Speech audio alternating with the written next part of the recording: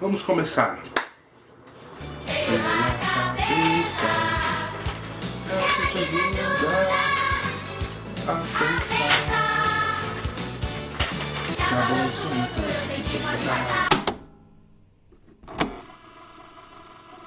E aí pessoas, eu sou o Igor, esse é o Troca Fita, e hoje a gente vai falar aqui sobre o caso da Kesha, um assunto não muito legal, mas que tem que ser falado. Eu sempre gostei muito da Kesha, assim, desde o Animal eu acompanho a carreira dela, e eu gosto muito do jeito livre dela ser, assim, nas letras das músicas e no jeito dela ser, assim, desse jeito meio largado, desse jeito dela não optar sempre pelo 100% politicamente correto.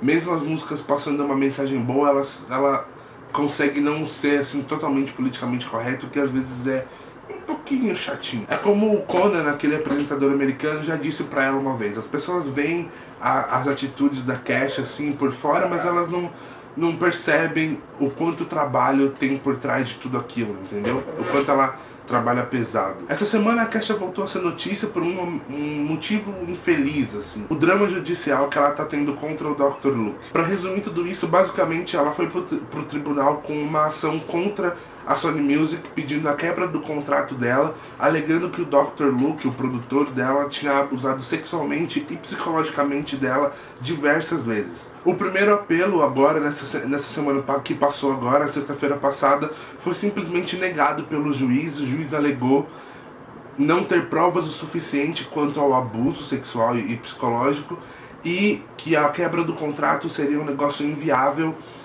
porque o contrato foi assinado consensualmente pelas duas partes. Você pode até falar pra mim assim: ah, Igor, mas a Sony Music falou que ela pode trabalhar com outros produtores, ela não precisa ficar cara a cara com o Dr. Luke e trabalhar com ele. Mas aí é que vem um problema, porque teoricamente a Kesha tem dois chefes. Um é a Sony Music, que é o Higher Power, o chefão, o Big Boss da porra toda.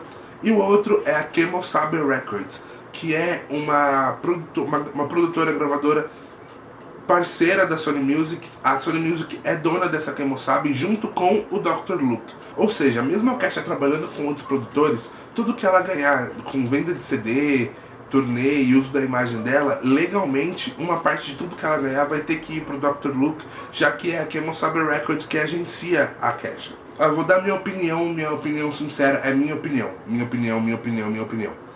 O Dr. Luke é um filho da puta, porque ele pode ter produzido muitos hits e ser um produtor talentoso, mas ele tá sendo um tanto quanto cruel em todo esse negócio contra a Kesha. O cara deixou a imagem dela por 2 anos fora da mídia e do olho público. Isso, nos dias de hoje, para uma cantora pop, pode acabar de vez com a carreira dela. Ele e a Sony Music proibiram a Kesha de fazer show e de cantar as músicas dela, que uma observação, se você for olhar nos créditos das músicas, eu chuto que uns 85-90% das músicas são compostas pela Kesha. A Sony Music congelou todos os ganhos da Kesha relacionados à marca Kesha, de vendas de CD e de uso de imagem, ou seja, ela não está ganhando dinheiro nenhum, e um processo judicial desse tamanho é caro. Esse caso definitivamente é um caso difícil assim para ser julgado e para ser opinado pelas pessoas, principalmente para a coitada da Kesha, que está tendo que provar um monte de coisa que não deveria estar nem sendo levantado dúvidas sobre, entendeu? A minha opinião é que o juiz deveria forçar um acordo ali entre as duas partes, porque quando um não quer, dois não fazem, e segundo, porque nenhuma música produtiva, boa e de qualidade vai sair dessa parceria. O Dr. Luke não quer mais trabalhar com a Kesha e a Kesha não quer mais trabalhar com o Dr. Luke. É simples. Fora é que mesmo se essa parceria continuasse entre a Sony Music e a Kesha, a Sony Music tem fama de ferrar e boicotar todos os artistas que vão contra o jeito deles agirem ali dentro. Tipo, tirar a música da rádio, não promocionar as músicas direito, não promocionar os artistas direito, ou seja, a Kesha tá ferrada na Sony Music. A Kesha não vai ter teoricamente que trabalhar cara a cara com o Dr. Luke, mas ela vai ter que trabalhar na mesma companhia em que tem o Dr. Luke como o pote de ouro deles, assim. O Dr. Luke traz muito dinheiro pra Sony Music, e aparentemente a Sony Music só tá interessada com isso. A gente tem que ser justo. Saíram uns tweets do Dr. Luke recentemente dele falando que a Kesha falou sob juramento que não teve nenhum contato sexual com o Dr. Luke. Ainda o abuso sexual não foi provado, mas eu tenho quase certeza que o abuso psicológico teve sim.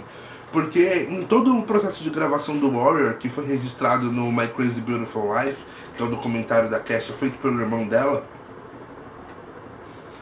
ela tava muito estranha, assim, tava com o astral meio pra baixo, assim, ela tava sofrendo muita pressão da gravadora dela, porque as músicas que ela tava fazendo não estavam se encaixando no molde em que eles queriam botar ela, como uma coisa bem genérica, assim. E aí, de repente, ela começou a emagrecer muito, de repente, e aí ela se internou naquela clínica de reabilitação e tudo isso, depois disso, é essa história desse processo judicial. E por que eu digo que isso é uma vergonha para a indústria musical americana? Porque, me fala você vendo toda essa bagunça que está acontecendo e como a Sony Music trata os seus artistas, você teria vontade de assinar com a Sony Music? Não generalizando a Sony, porque a Sony Music está implantada em vários países. Mas eu tô falando mais do cenário americano. Você teria vontade de assinar com a Sony Music? É o que eu tô falando. Primeiro que ver uma das maiores gravadoras do mundo, a Sony Music, agindo desse jeito, preferindo ligar mais pro dinheiro do que pro bem-estar dos funcionários e pra qualidade do trabalho, desilude muito quem tá começando, quem tá aí na luta pra conseguir um contrato numa dessas gravadoras, entendeu? Suja muito o nome de produtores musicais, que querem fazer o negócio certo, que não querem trabalhar e não tomar vantagem de gente que está começando. Fora que é irritante e triste ver que a gente está em 2016 e essa palhaçada de falta de respeito de gravadora com artista e essas brechas contratuais para favorecer A ou B ainda existem.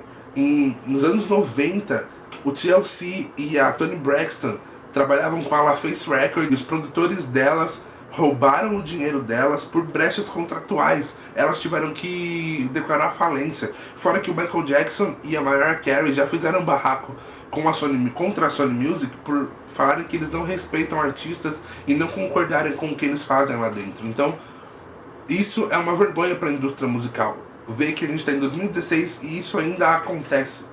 Gente querendo se favorecer em cima dos outros, gente não respeitando a música, não respeitando o artista, não respeitando a arte que é fazer música. É só isso. Se você gostou desse vídeo, se inscreve no canal, curte a nossa página no Facebook, compartilha esse vídeo e tchau!